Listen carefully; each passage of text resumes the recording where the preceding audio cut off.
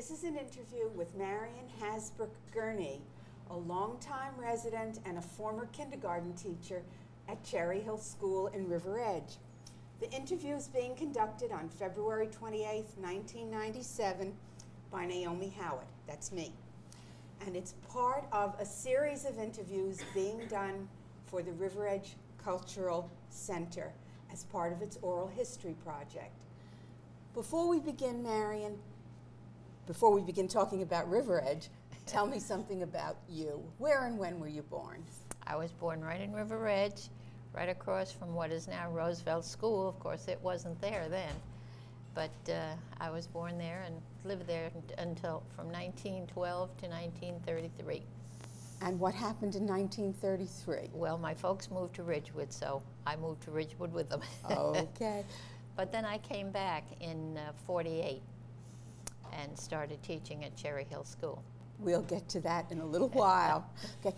Tell me a little bit about your early life in River Edge. Who were some of your neighbors? What was life like here then? Well, we had very small classes. I went to school down on Kindercamack Road, just north of Lincoln Avenue, right under the hill. Today there's an open space there, and you went down a little bank. There were just about 4 rooms in the school. Had 2 classes in a room. And when you got there in the morning, you stood out in front of the building and saluted the flag, and then went into class. The first grade was upstairs in what was then the Borough Hall, and the fire engine was downstairs in that white building, which is still there. It's halfway between Lincoln Avenue and that middle spot there. The Borough Hall, that original Borough Hall, is still on Kindercamack Road. Yes, but this one was the little white building there. On the corner? No, it's about 3 stores up. Oh, okay. I'll let you tell the story.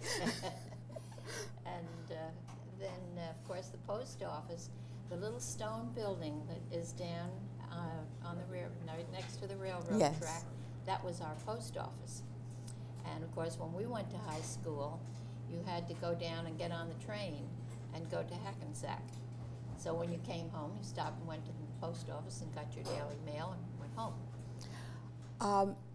Do you remember some of the kids that you went to school with who might still be in town? You know, we've interviewed Cornelius Kreisel and Jane Zabriskie Bogert. Were they schoolmates of yours? Well, Jane's younger than I am. She was in my sister's class. But Corny Kreisel and I were very good friends always. He lived right down the street from me. And there weren't any other houses other than when you got to the corner of Summit and Continental had a great big red barn. And that's the only thing that was there until you got up to my house. And Corny was right across the street. His house and the minister's house were both torn down to make a parking lot for the Congregational Church. And Tom McCune, I believe, is still in town. And Dorothy Herrick. Yes. And there are very few others, either dead or moved away. Okay. Tell us a little more about your early schooling, what you remember about. What was it like going to school, and what were some of the subjects that you studied? And how, for instance, how did you learn to read? Well, I started out in first grade, as I say, upstairs in the old Borough Hall. And we had 2 classes. And it was taught pretty much like it is today, other than they had less to work with. They didn't even have a full blackboard. It was just a small one. And it wasn't too much activity. We went out for recess and played and went back in again, and that was it. What were some of the things that you did for fun? Well, going out Midland Avenue, halfway down is not there any long, but we had a place called Bailey's Pond, and that's where I used to go ice skating. I was on a boys hockey team there. A boys hockey team? How come? There weren't enough girls to have a girls team. So we had a hockey team that we played hockey there. And then the seniors pretty much went skating on Zabriskie's Pond, which was the pond that was down what is now Route 4. And it was just on the south side of Route 4 at the corner there. But I don't know what happened to all these ponds. It was when they were going to, Bogut Road went from Midland Avenue to Continental. That's as far as it went. The rest was just forest land. We rode horses. Jane Zabrisky's dad kept the YMCA horses for the winter. And where did Jane live? So she was on top of the hill where the apartments are. Down? Just below me. At Howland Avenue? Yes, yes, below Howland. And we'd exercise the horses every day. So, of course, we just rode all through there. There wasn't anything there. And I think that pretty much the activities were near home. Whatever you did pretty much near home, unless you were going skating or down to the other pond. Well, how did you get around if you were going to go someplace? By foot. You walked. Were there any other ways of transportation? Buses, trolley cars? Well, the train. No buses or trolleys in there. You had to take the train to go to Hackensack or your own car. And to go to high school, had to get that train in the morning, run down the hills there and get on the train. You got off down at Central Avenue in Hackensack and then walked over to the high school. In the afternoon, you had to be sure not to do anything wrong, that you'd have to stay, because if you missed that 4 o'clock train coming back, you had to wait till about 5:30 to come home. But did you go to Hackensack High School? Yes, I graduated from Hackensack High. And then where did you go? Then I went to Mills College in New York, and it was just for primary training. Yes. Kindergarten and first grade. And I did my practice teaching up in Harlem, because you had to go someplace in New York if you wanted to take the New York State exam. And in those times, in the Depression times, there were so few teaching jobs. So I thought, well, I'll go to Harlem and then I can take the New York boards, and if I can't get a job in New Jersey, I'll get one in New York perhaps. But fortunately, when I graduated the day before Decoration Day in 1930, and, 32, and the girl that was the kindergarten teacher in Cresskill was leaving, and she was going to have a baby, and she'd love to leave a little early, so June 1st I started teaching. And then with Depression on, Cresskill had to close their kindergarten within 1 year. So then I had the opportunity through a friend, found out about Allendale, and went to Allendale, and I was there for 4 years until I was married, and then I went to Hawaii, and I taught there in Honolulu for 2 years. Oh, you've had a busy time. Let's go back a little bit to your younger days in River Edge. What were some of the holiday activities? Do you remember some of those? Well, there weren't too much because there were so few people and everyone was sort of scattered. We used to have, like 4th of July, where Roosevelt School is now, of course, it was just a big field. And everyone would park their car in a circle and put their lights on, and then the children would do folk dancing. That was the 4th of July, pretty much 4th of July celebration. Who taught the folk dancing? You learned it at school. I see. And different groups, like class groups, did it. Yeah. Were there any Christmas pageants connected to the church or to the school, anything like that? Churches all celebrated at Christmas time, but there wasn't any town celebration of any kind. How about shopping? Did you go shopping with your mother and father, and where did you do that? There were only 2 places to shop really in River Edge. You went down and across the street from the railroad track, and that big white building on the south side was a grocery store, and you could buy your groceries there. And then as you came up, there's a little park there just north of the track, or west of the track, and there was a delicatessen, Dietz's delicatessen store, and you bought the rest of your things there pretty much. Well, and if you wanted to buy some clothing, where did you have to go for that? Well, you'd have to go to Hackensack, and you'd have to go by car or by train. There was no other way to go. The train ran down along parallel to Kindercomack Road, and you could get on the train and go to Hackensack. I see. Okay. Were you living in River Edge during the war, during World War I? Yes. Yes. Do you have any recollections of that? Only that my uncle was in the war. He was a pilot, and we'd hear from him, and I have stamps and so forth that, you know, those letters that he sent back. It didn't really mean anything to me here because there wasn't really anything going on around here. You started to tell me when we were on our way here about some of the old families that you recall living in the area. And yes, well, where of course, the old Congregational Church faced Kinderkamack Road. It was made of big fieldstones, and it was a pretty old place. Then as you went on down next, where the now River Edge Town Hall is, was Howell's house, which was just a small brick house, which of course today has been enlarged about 10 times. And then where the, let's see, Strump's Drug Store and that little group of stores was McEwen's. It was a lovely old farmhouse, and that was McEwen's home. And their farm ran right to the back, right on through, because there weren't any streets there. And John Mayer lived on Continental Avenue, about halfway up the hill on the south side.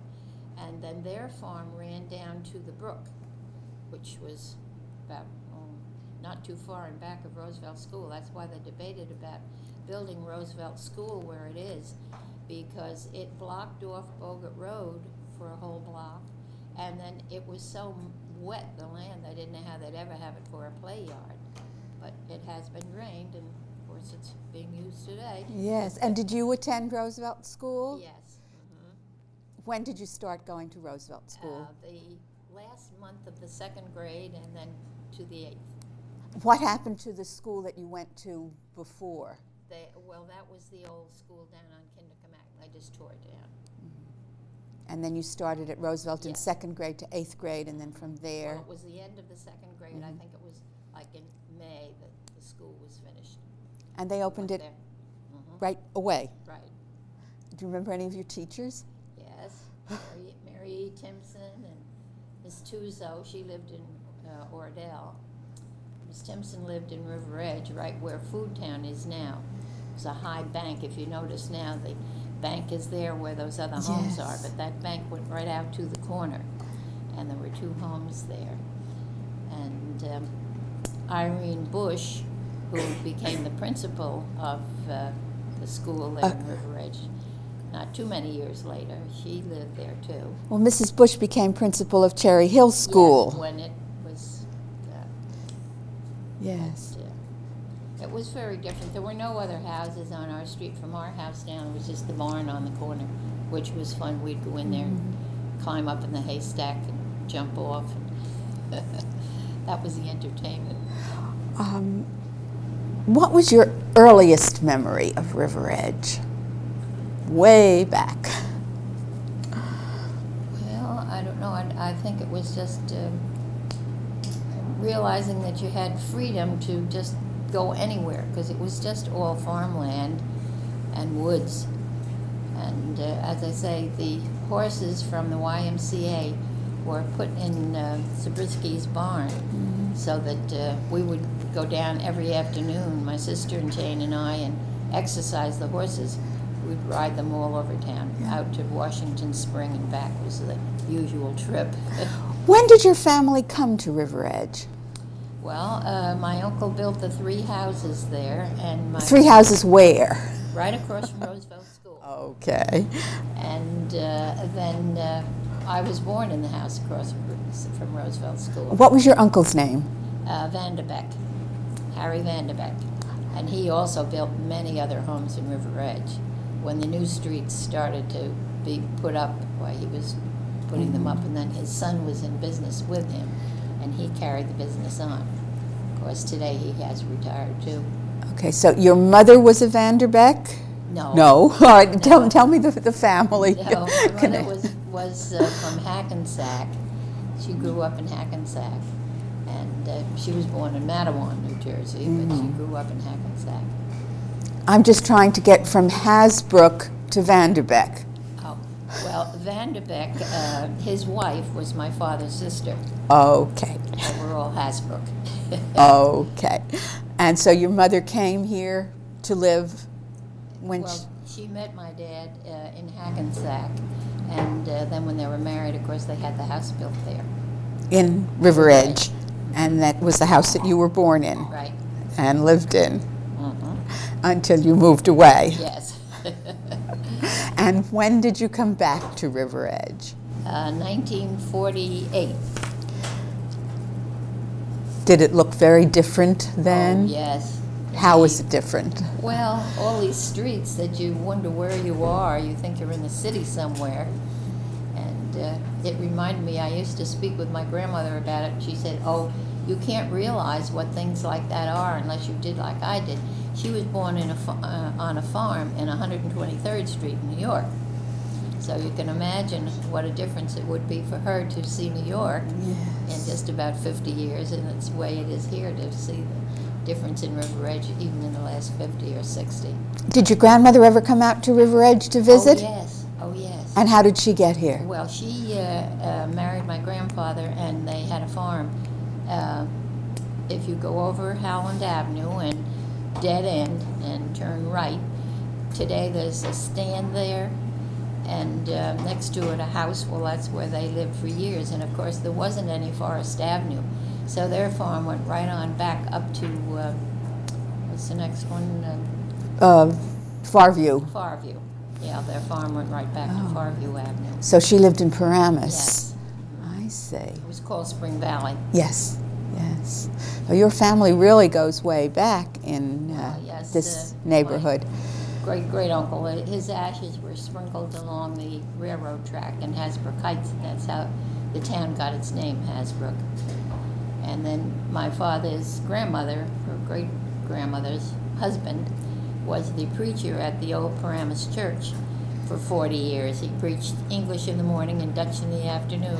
Give us some names of these people, Marion. Your father's last name was Hasbrouck, but what was his whole name? Augustus Hasbrouck. Augustus Hasbrouck. And your mother was? Maud Barry Hasbrouck.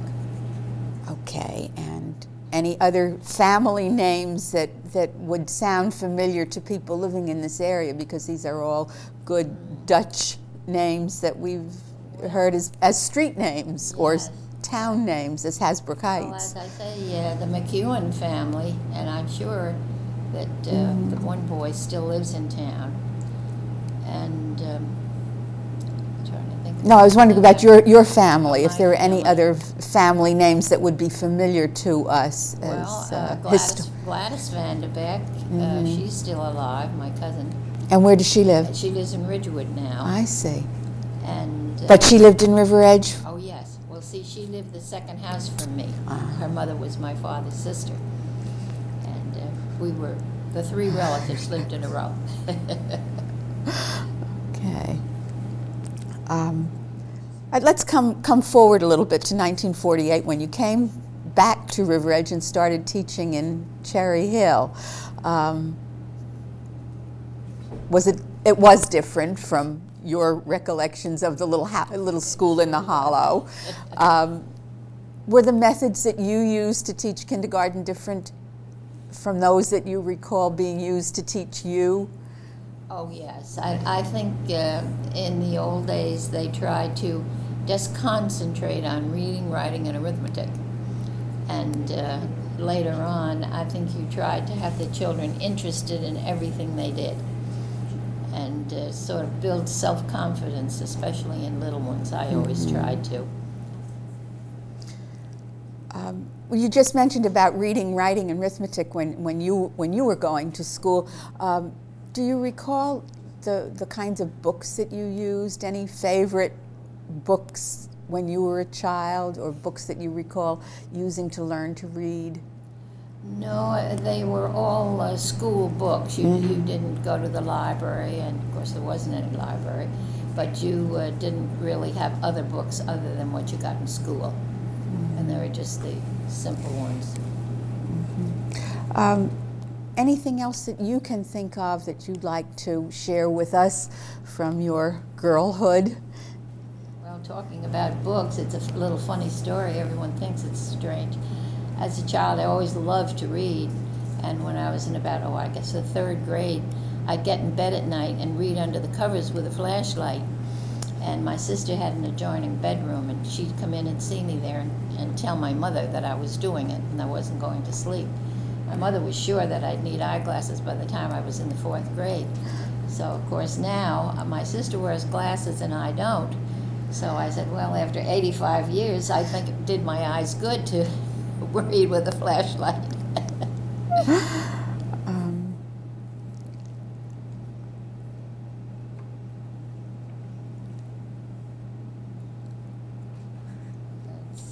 Cut a little.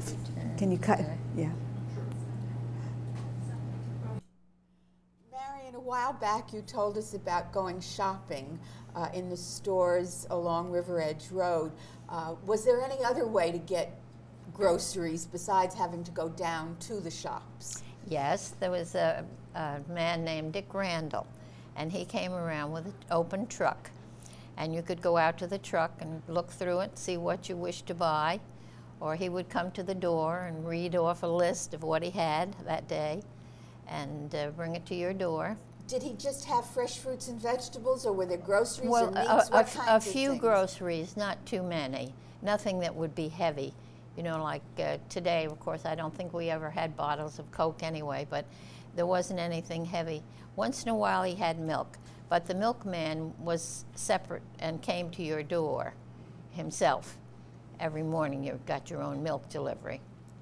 And you had refrigeration, icebox? How did Icebox, yes. And where did the ice come from? You had to go get it. Where? Well, there were a couple of places. You'd go to Paramus. There was one place in Paramus you could get it. And you could get it down in Fairmount, Hackensack.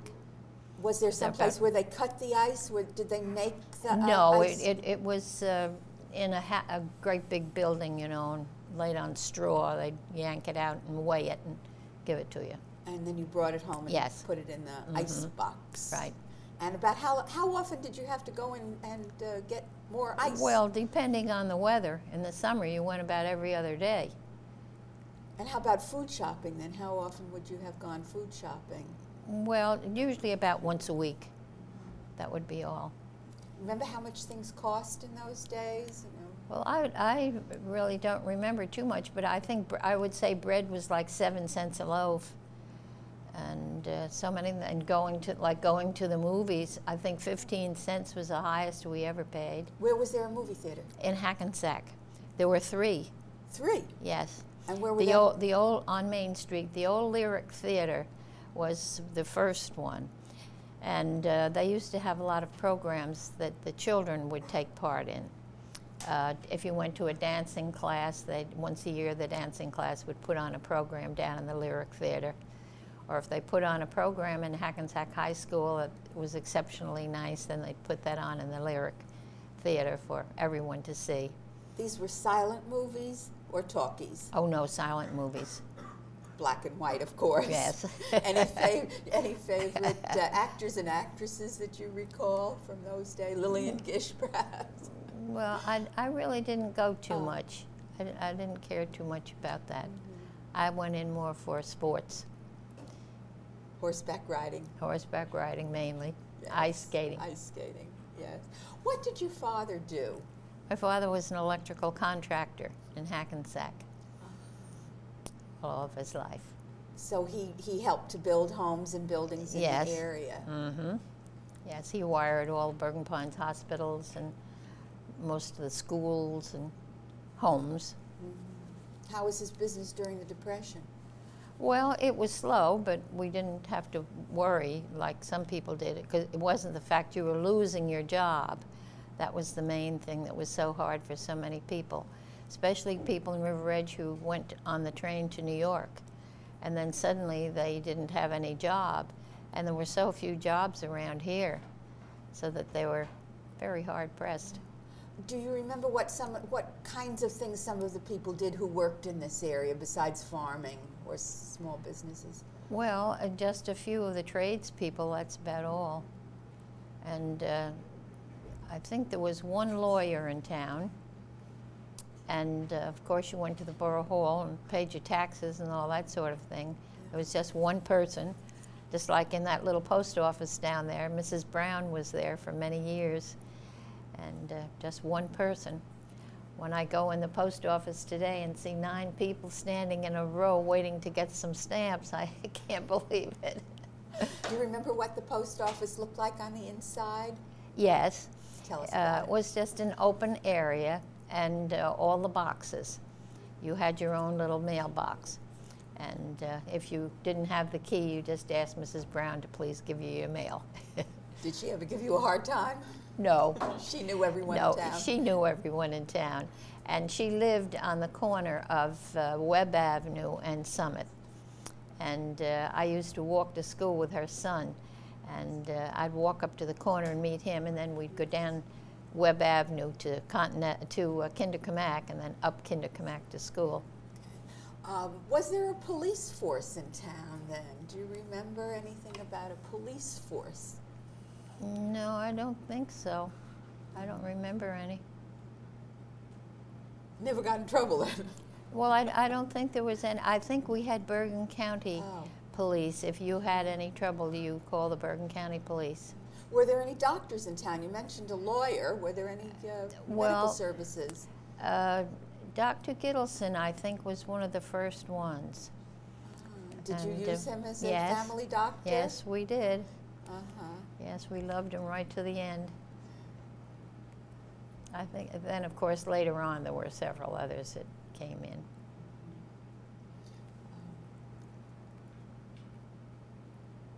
Just trying to think. Well, let's move ahead then perhaps to when you taught at Cherry Hill School.